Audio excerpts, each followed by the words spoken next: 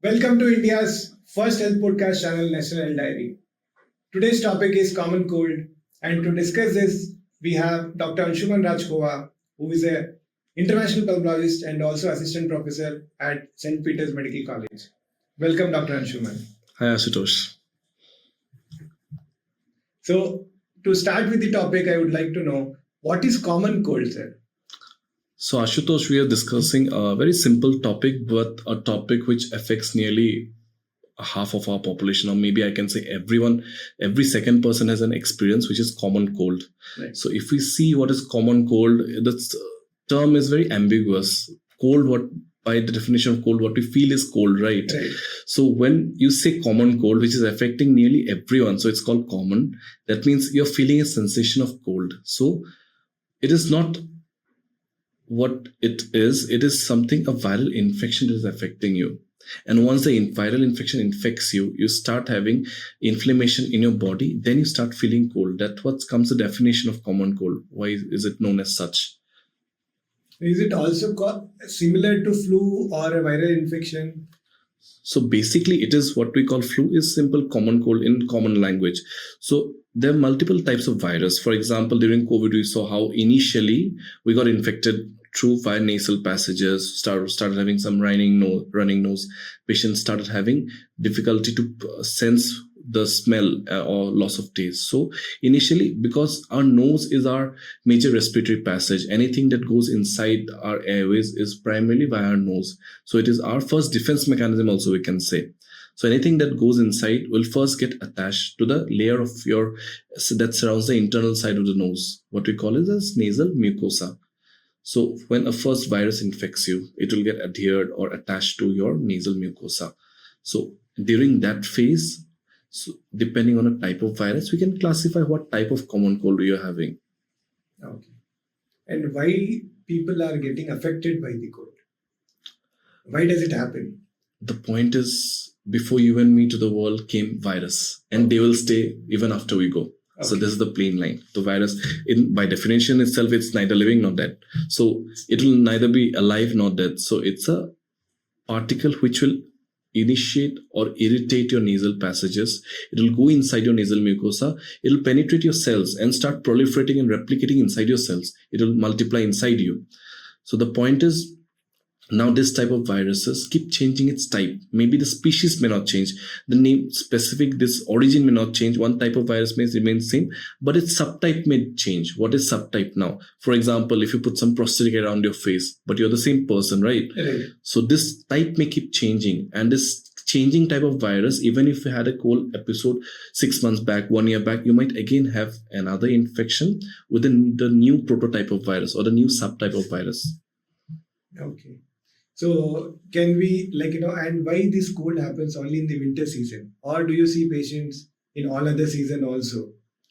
So cold is very, we can say, depends on climatic condition also, and overcrowding, and if anyone else is having it near you, it's usually spread by fomites. Now, what is fomites? If I sneeze, and if I don't dispose the tissue properly, if I don't do a proper hand wash, and if I keep touching any surface, and you happen to touch the same surface, most common surfaces are hand railings, lift buttons, door railings, city bus, doors of a city bus handle, or the support in a public transport. These are the common surfaces where a person can infect. And in a country with a population of 141 crore with such overcrowding, so here we may not see the demography of the population as well as climatic condition is not as similar as in European countries. European countries see a very high incidence of cold during the winter episodes. But here we see specific seasonal time. For example, rainy season, we get some type of virus. Winters, we get some type of virus. So nowadays, if you see in our demography, in a overpopulated country of 141 crores, we do get patients in all the seasons practically. Sometimes in high peak summer season, the count is quite less. But once the rain starts, once the weather changes, and we are a country of festivals, where again there's gathering and all. So in these episodes, we get those peaks of infections. Okay.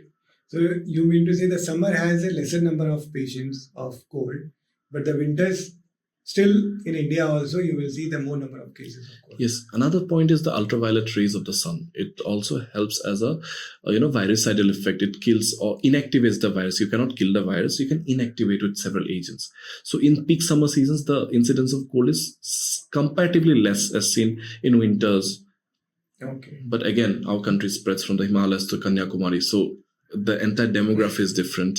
So the ultraviolet ray penetration is also different area to area. So if you say pan-India scenario, I would say yes, winters has more prediction for cold, maybe summers less. Sunlight is helping to reduce the cold. Yes, we can say that. Okay. Sure, sir. So in the winter season, normally the parents would say kids not to go out because it's cold, or evenings they should not be going out. Even if they're going out, they should wear a jacket, sweater and all. So what do you think? Does wearing jacket, sweater helps to prevent cold? Now we're confusing cold with flu. Okay.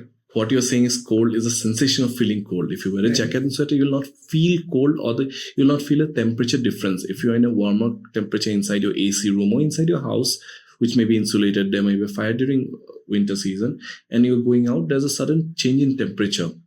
Right.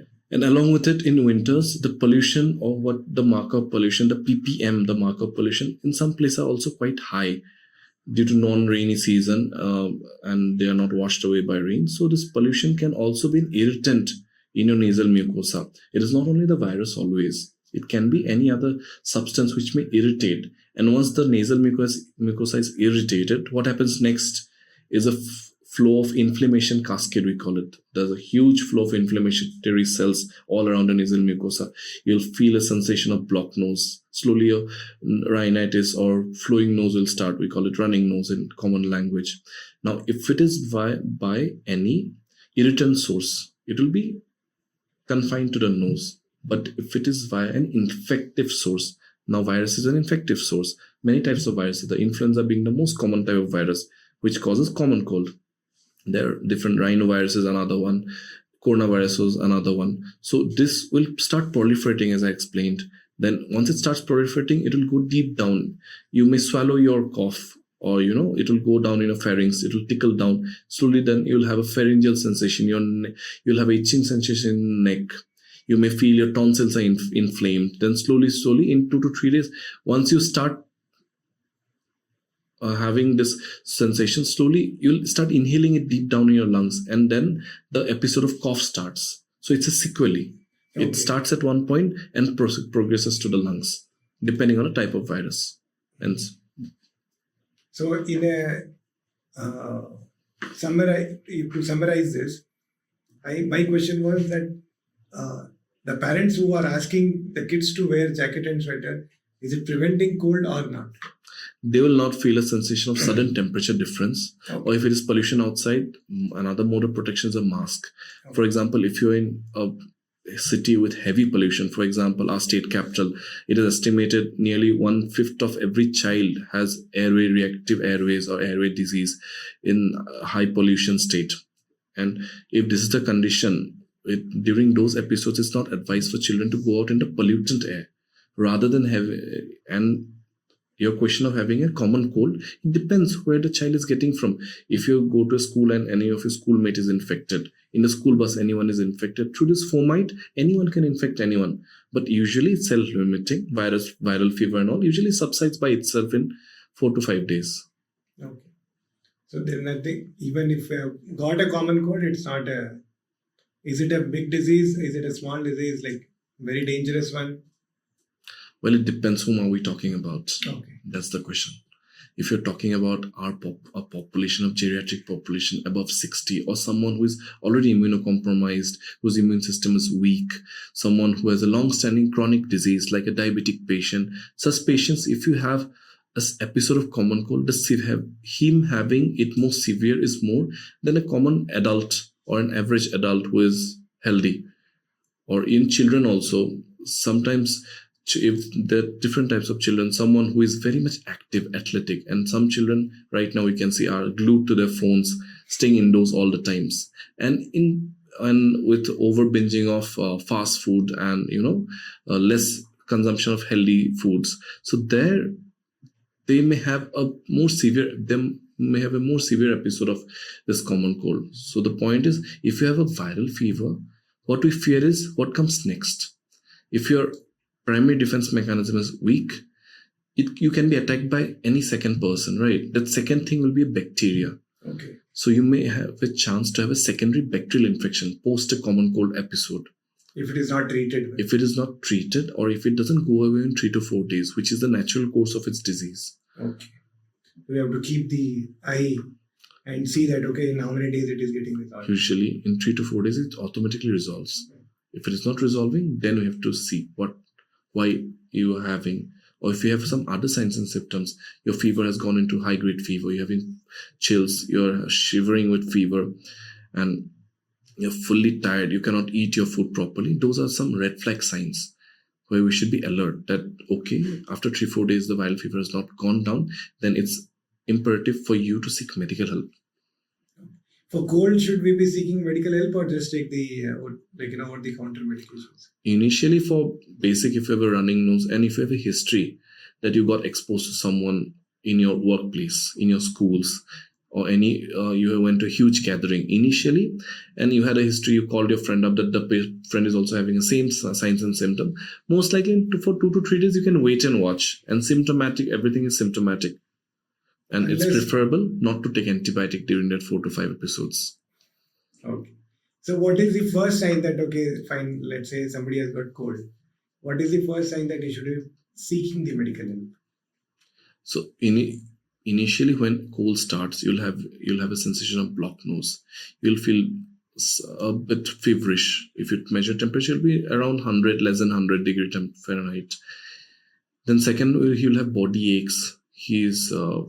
Fever comes in bouts, body aches are there, and slowly appetite is reduced. You can wait for 2 to 3 days, but if these symptoms are beyond 3 to 4 days, if your fever is going high, more than 100, 101, 102, it's shooting up, you're unable to take your food properly, you're coughing out, you're having a productive sputum, those are the signs where I would suspect that you are having a secondary bacterial infection and you should seek medical help for that. What are the early signs of cold? How we can sense that, okay, yes, somebody is going to get the cold soon. For common cold, if we speak, the virus, once you breathe, it gets attached to the inner layer of our nose. Once it gets attached to the inner layer of the nose, it tries to go inside the layer.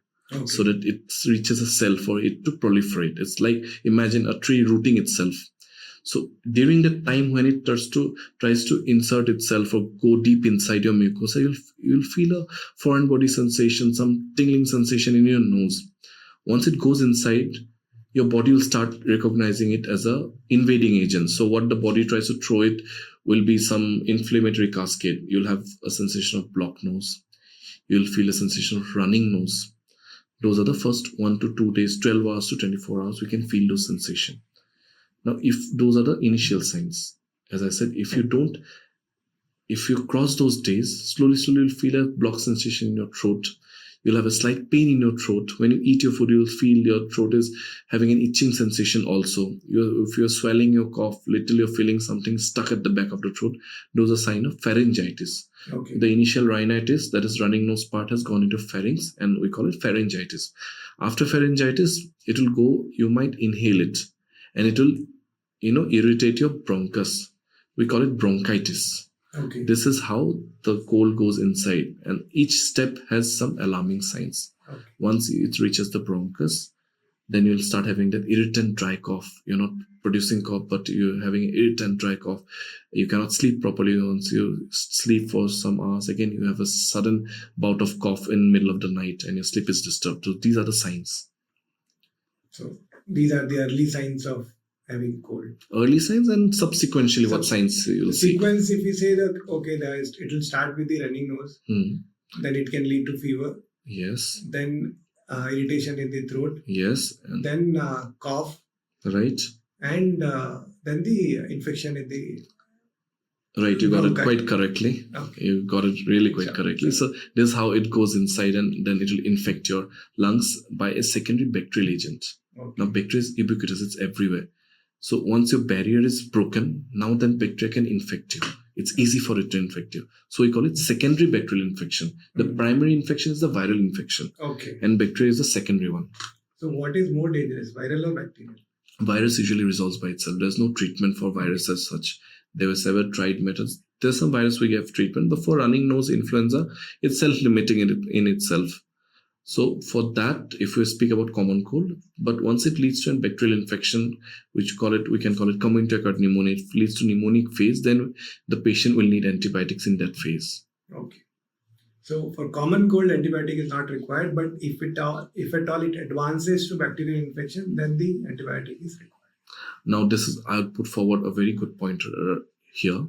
The WHO has said that there's a prediction that if we use rampant antibiotics at this age or this hour, our time of antibiotics is running out. Okay. Now, what if you die of a simple common cold in next 40 years? We will not have any antibiotic in our hands to treat a bacterial infection at that stage. So now it's a wide message to everyone that if you have a simple cough and cold, no need to pop an antibiotic immediately. Wait and let these natural disease take its course 2 to 3 days. If you're not severe, if it is severe, then you can seek medical help and take antibiotics accordingly. Ideally, antibiotics should never be sold OTC. Okay. Which is not regulated in India, to be honest. The law is there, but it is not being followed. Right. The fear is next 30 to 40 years. If I don't have any antibiotic in my armamentarium, a simple cough and cold I cannot treat. And people will die of a simple cough and cold, which is not logical, right? Right. So that's why everyone is advised to not pop an antibiotic during the initial phase of viral infection or common cold. You can take symptomatic treatment. Symptomatic treatment comes in several forms, but not to pop an antibiotic. Better not to go to pharmacy and ask for antibiotic. Better to meet a doctor. Regarding, we can say that. You can wait and watch in your house for 2 to 3 days, then get a medical consultation and get a treatment according to proper, prescription format. Without prescription, it's never advisable to start antibiotics according to yourself. Sure. So can cold lead to bacterial, viral, or fungal infection also? Cold as such cannot lead to bacterial, fungal directly. But if it invades your immune system, and if you're already immunocompromised, your immune system is already weak. For example, if you have a pre-existing condition, your immune system is weak. Some patients who are on cancer chemotherapy, the immune system are weak. Some patients are on steroids, long-term steroid therapy, or some high-dose steroid therapy. So those patients can have a secondary bacterial infection as well as a fungal infection. A very simple example will be the example of black fungus, which we saw cases of black fungus during the episode of COVID. And I think the general population is quite aware of this condition. So this comes only in patients where we have suppressed the immune system, either with medication or by some condition in their body, the immune system is suppressed. So the fungus are like ubiquitous. They can grow anywhere if it is damp surface. And most commonly our lungs are wet, soggy, damp. Our nasal passages, nose and its pathway are wet, soggy and damp. So these are very fertile grounds of fungus to grow and proliferate. So these are the sites where we can see fungal infection if the patient is immunocompromised. Only in such cases we see fungal infection. Otherwise, even a healthy adult who is usually not having any other comorbid condition, there's no history of diabetes, no history of any other intake of immunosuppressant drugs. As such, we usually don't suspect fungal disease in those patients. So only a certain special group of people can get affected by fungal infection, Right. not everyone. Not everyone. Okay. My next question is, what is how the sleep gets affected by cold? If it's a simple running cold, you'll just have an irritant cough, maybe in an episode of 3 to 4 days after cough. And if it's self-resolving, it won't affect your sleep much. But sometimes some patients say that due to running nose and blocked nose, the sleep is not good and proper for those initial episode. But once it's a self-limiting disease, as we know, common cold. So it usually, once the disease goes away, sleep comes back normal in 3 to 4 days. This blocked nose can lead to desaturation, oxygen desaturation also. See, if your nose is blocked, by automatically we have a habit of breathing through mouth. Okay. So usually during sleep, the saturation does not drop that much due to common cold. Due to nasal block, it doesn't drop. Not to the critical point. Not to the critical point in common cold, but if it is infecting your lungs and secondary bacterial infection or fungal infection is setting in, or your lungs are getting infected with and then you have an episode of pneumonia, then there might be chance, but not during the acute episode or initial episode of common cold, which is that self-limiting 3 to 4 days.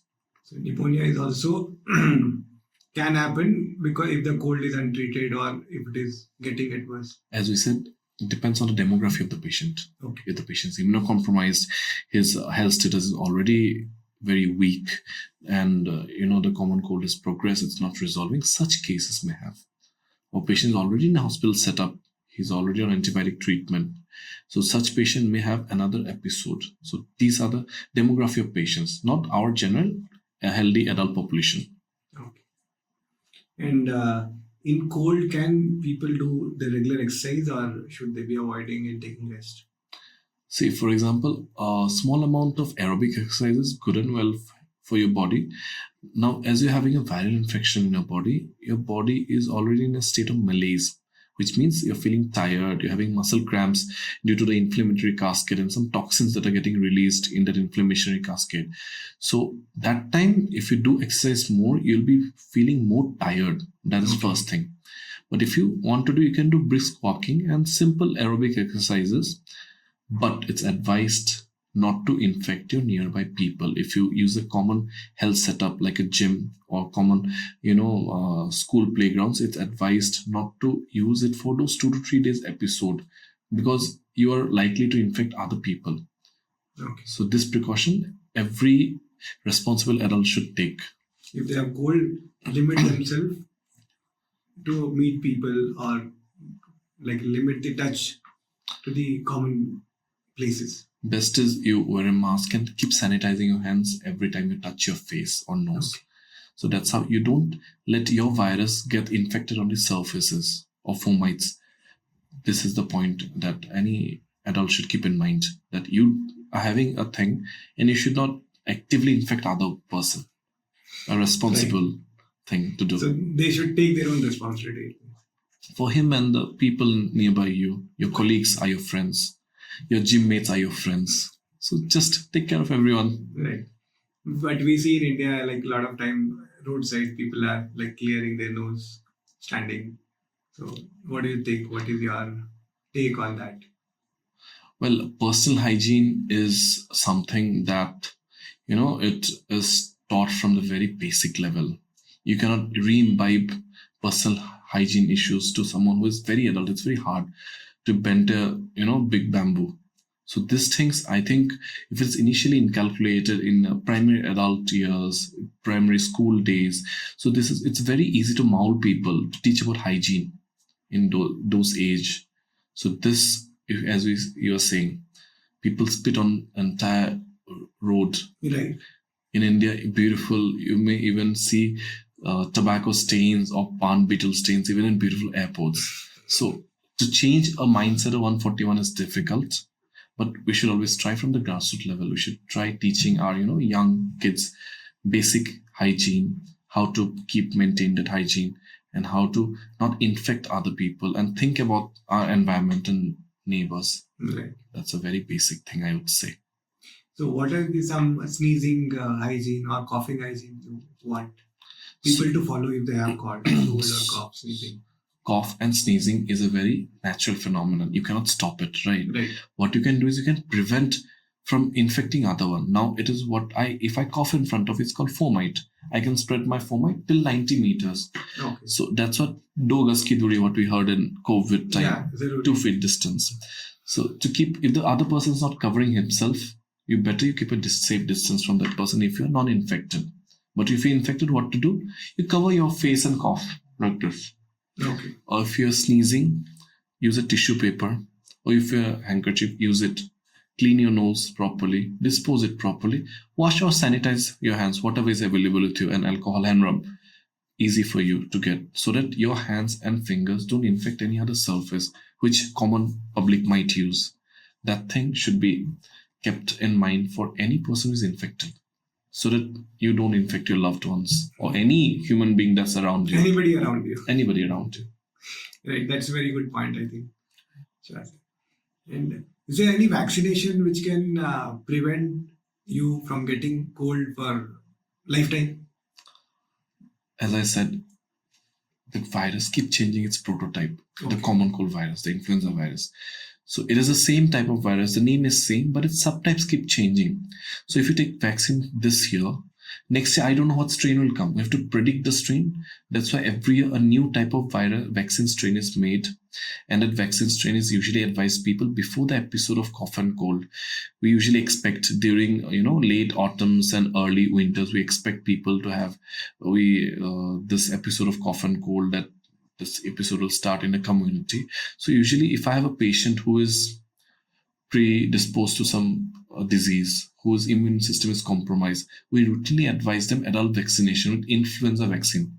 Okay. So this influenza vaccine, depending on what subtype are we expecting to infect your country or infect the area or the continent in that next year, we can predict, and the virus is made into vaccines. Those vaccines are advised. So every yearly vaccine helps you to prevent cough during that year. Okay. So I cannot guarantee that what virus type will come next year. Sure. So 1 year prediction, you get vaccinated, you're immune to the virus for those 1 year episode. If the virus doesn't change its prototype, well and good, you'll not have it next year. If it changes its prototype, then you might have to retake the vaccination. In advanced countries, what we call it is flu shots, regular yearly flu shots to take. So this is the same flu shot, and we are regularly advising our demography of patients who are already predisposed to disease or immunocompromised, whose immune system is actually weak. We regularly advise them this yearly flu shots. But even a healthy adult can also take it. Healthy adult can also take it, not an issue. There's no contraindication for that. Okay. But so it's like if we take a vaccination for one particular type of virus, next year if there's a different type of virus coming, we have to get prepared for that again. Your body is not exposed to the new type. Your vaccine prepares your body for that new type of vaccine. So we give a preventive vaccination to you, even if you're a healthy adult. Okay. But if you skip it, these will take its natural course. 3 to 4 days will self-resolve. But it's dangerous for those demography of patients whom we have talked about, those immune-compromised ones, whose immune system are weak. So regularly and routinely, those demography of patients are always advised to take those vaccines in any healthcare setup. These humidifiers, home humidifier, what people are using, can that help to prevent cold? Now the point is, humidification of air makes your nasal passages wet. Okay. It gives what we breathe. The function of nose is to humidify your air so that dry air do not go inside. Dry air is always irritant. Simple example: if you have traveled in a very high speed 2-wheeler or 4-wheeler, when dry air hits your face, you have the dry air feeling in your throat. You feel like coughing sensation. Correct. So dry air is always irritant. So humidified air is moist to the airways. So humidification of air helps a little during the recovery phase. Okay. Second is, how are you humidifying the air? Sometimes we take steam inhalation. Right. So steam is also a form of humidification of the air. So steam inhalation helps for a quick and early recovery. Okay. So ultimately, humidification is helping in the recovery phase. It helps. Okay. And what is influence of indoors and outdoors? Like, if you have a cold, should you be staying indoors only, not going outdoors? What do you suggest? As we said, usually during the first 2 to 3 days, you'll feel very much weak. Body aches will start. So it's usually advised, take rest for 1 to 2 days. Let your body self-heal for any healthy adult.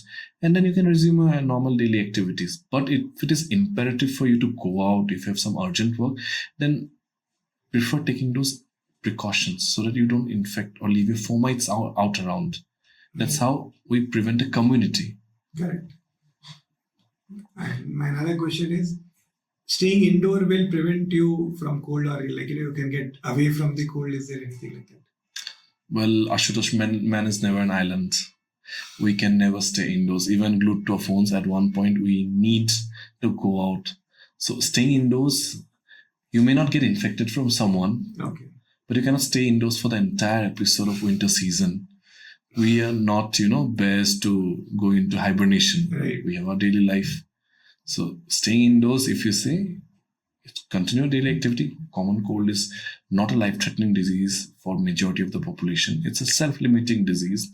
Your body will automatically start healing, and then it will start later on slowly it will start producing antibodies against those viruses. Okay. So you don't have a second bout with the same virus. You don't get infected again with the same virus. Your body immune system starts building itself. So staying indoor is not the solution.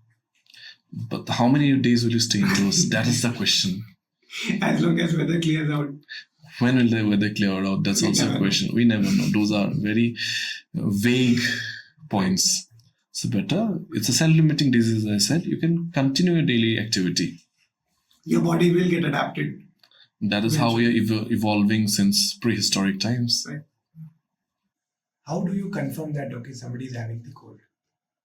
Well, the entire diagnosis of a common cold is usually symptomatic. Okay. Patient will give you a history of 2 to 3 days with all those symptoms as we have talked initially. But if you need a definitive diagnosis, there is always a test called RT-PCR. Okay. Like you've heard in COVID. Right. RT-PCR for that specific virus. What virus are we suspecting? So this is how we do. Simple as we took in Is it the COVID. RT-PCR for COVID or is it for cold? RT-PCR stands for reverse transcriptase polymerase chain reaction. Okay. So we take a genetic material, we use a reverse transcriptase to replicate it, and then we start a chain reaction to multiply it. And then we detect what type of virus it is. So RT-PCR is a generic type of test. It is not for COVID. It is not only for COVID. Not only for COVID. So it will detect what type of virus it is after amplifying the DNA of that or the genetic material of the virus. Okay. So we take a small genetic material. For example, if you take a nasal swab, the genetic material is very small. But to detect it, we have to amplify it. We have to make it big. It's like you have to find a needle in a haystack. You take out a needle, you multiply the needle. Then you come to know what type of needle it is. Okay. Is it a sewing needle or a suture needle? You come to know the type of virus with it. Okay. And what is the medical treatment for the cold? Well, for what common, you suggest for your patients? For common cold, it's always symptomatic. Now, what comes in symptomatic if we see? For fever, we can give a simple paracetamol. Okay. You can get an OTC. Next, for this allergic component, your running component, we can add an anti-allergic. So the patient symptomatically gets relieved. And there are also role of caffeine. Caffeine helps for that whatever the patient is having, body aches, heavy head. These symptoms are taken care by caffeine. Okay. So we can give a combination of these medicines for symptomatic relief. If they have headache, you can give some painkiller also. The paracetamol will do the work of body aches and fever. Both it will take care of it.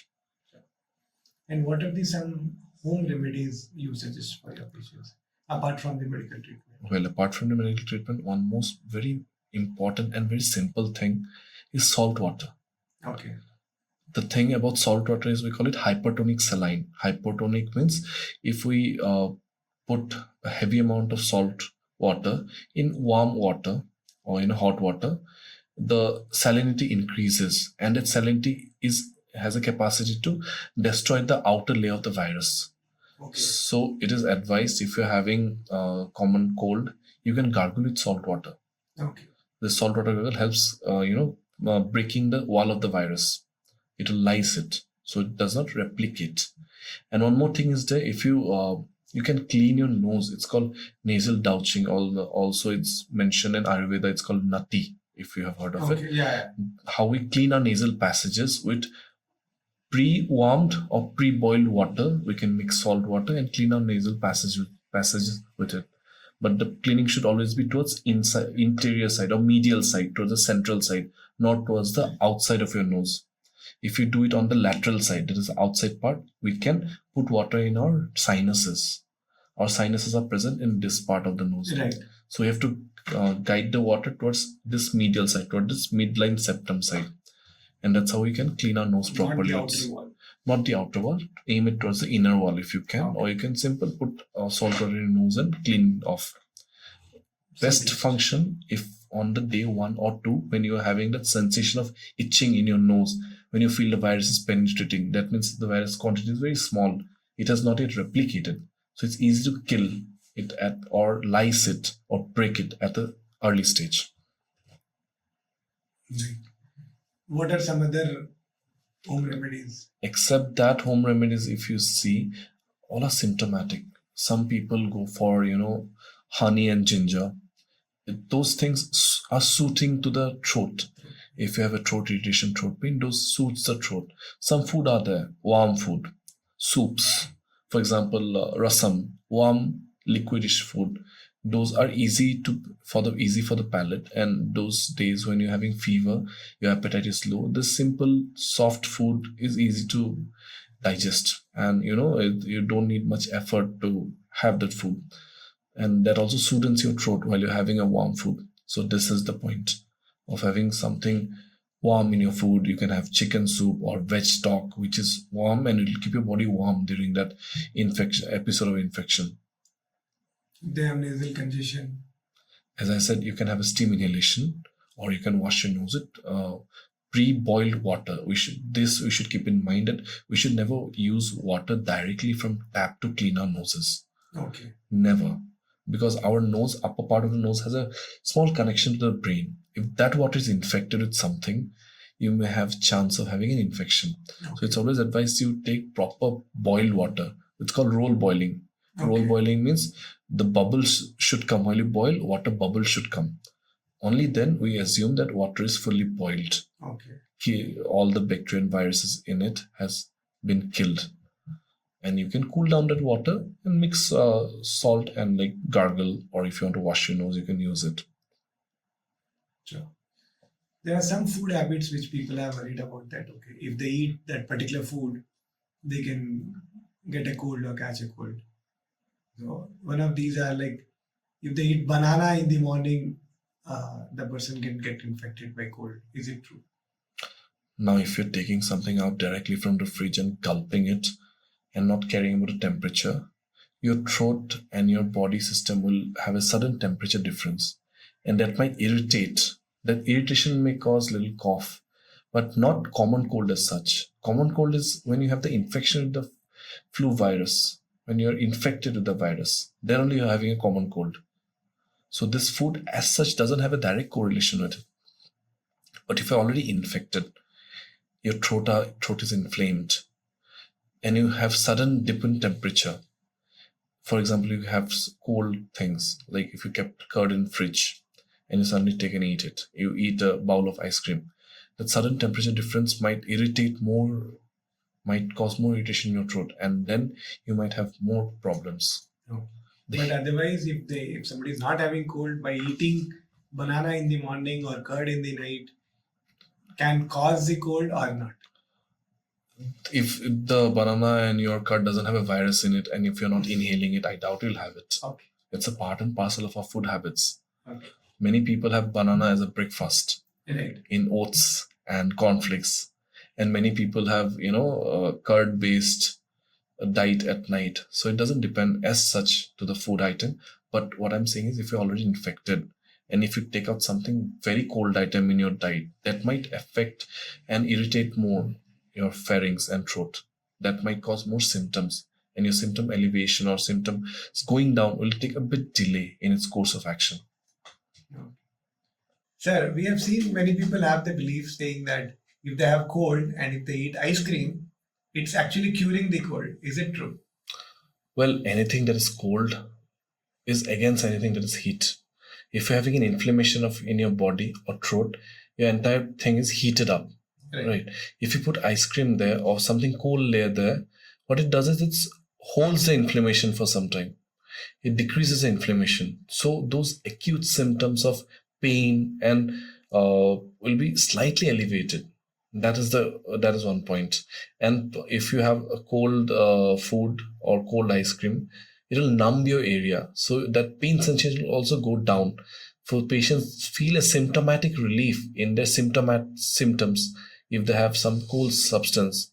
And ice cream being a creamy layer, it will stay there for some few minutes, which takes time to go away. So that symptom will go away for some time. That's why patient feels a bit relief if they eat ice cream. But as such, there's no direct correlation that it will cure your cold.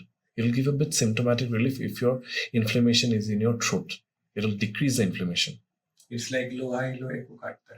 It's like how children enjoy going to dentist only if they get an ice cream after tooth extraction. Sir, taking cold shower or ice bath can cause cold, as in common cold. Is it true? Well, the point is, there's been studies seen that if you take ice water bath, or what you call as ice water immersion, for that few minutes, it stimulates your immune system, it relaxes your muscles, and it in fact decreases inflammation. It's seen to be quite protective. But if someone is having active common cold or active having fever, we don't advise them to have such cold water exposure because of heat loss from the body. So those people are advised to take warm water bath, keep themselves warm, have warm food, and warm their feet with warm water immersion. So this is the difference. If you are actively having common cold, prefer to keep your body at temperature a bit warmed up. And because fever is a defense mechanism, so fever is never the enemy. And if you're not having the problem, cold water or ice water immersion is usually thought to be protective and even proven to be protective. Okay. So otherwise, in general, people can have a cold water bath, but if they have a cold or fever, they should not be having the cold water. Right. What do you want to suggest to our viewers? Some 5 pointers if they have, which can prevent them from the cold. Well, first of all, take care of yourself and then take care of everyone around you. So if you're having a simple cough and cold, what you can do is give your body a rest for 1 to 2 days and take some symptomatic treatment with warm water, saline gargle, and warm food. Keep your body warm, and maybe in 2 to 3 days it will self-heal. If not healing, and if you fall in a demography of patients where you are already predisposed to have disease, seek medical help. Number 2. Number 3, prevention. If you know you have a disease in you, if your body is immunocompromised, seek regular adult vaccination. Number 3. Number 4, you have tried to prevent, but somehow you got it. Try not to give to others. Be a responsible adult. Have a proper cough hygiene. Anytime you cough, try to cover your mouth like this. If you don't have a handkerchief, cover your mouth with a handkerchief. Very simple method. Don't spit everywhere. I think we should take a great inspiration from the cleanest city of our nation, Indore, Right. and maintain and try to implement these small things pan nation, so that incidence of such bacterial infection or our health status as a whole improves in entire nation. Number 3. And after that, even if you get it, it's always self-limiting. Don't worry. You have cough and cold. Don't let it get into your head. Let it infect your nose. Let it self-heal. And let the natural disease take its natural course of action. And let it heal in 3 to 4 days. In the meantime, we'll build some antibodies. Right. But if it's not resolving, beyond that, seek medical help, I would say. And it's again and again, I would say it's a self-limiting disease. Number 5, do not worry much about it. Take a back seat, relax for those 1 to 2 days, get on your bed, have some warm food, binge on Netflix, and in 2 to 3 days time, you'll bounce back to normal. Sure. Thank you, sir. It was very informative. Thank you so much for sharing a lot of information on cold and how we can prevent it, and how some of the home remedies can help us resolve it. Thank you so much for joining us today. My pleasure, Thank you Ashutosh. so much, Dr. Anshuman.